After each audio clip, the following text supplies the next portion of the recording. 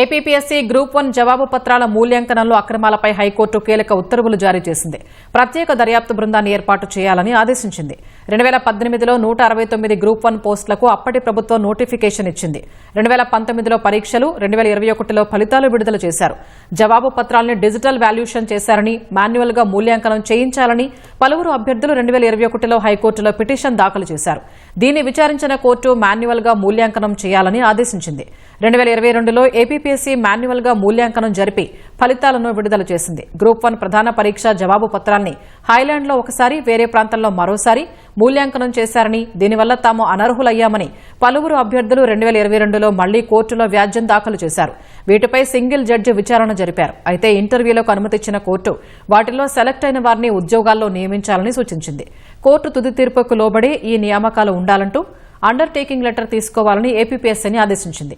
వ్యాజ్యాలపై విచారణను కొనసాగించారు. Group 1 mains జవాబు పత్రాల మాన్యువల్ మూల్యాంకనంలో అక్రమాలు చోటు చేసుకున్నాయన్న కారణంతో పరీక్షను రద్దు చేసి తాజాగా నిర్వహించాలని హైకోర్టు సింగిల్ జడ్జి 2024 మార్చి 13న తీర్పిచ్చారు.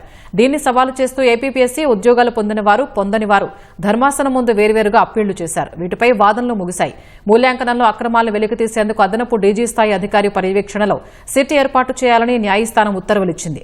ఎంపికై ఉద్యోగాలు చేస్తున్న అభ్యర్థులు దర్యాప్తును ప్రభావితం చేసే అవకాశం ఉన్నందున వారందరినీ ప్రాధాన్యం లేని పోస్టులకు బదిలీ చేయాలని సీఎస్ను ఆదేశించింది. మార్చి 16లోగా నివేదికను కోర్టుకు సమర్పించాలని సిట్కు స్పష్టం చేసింది.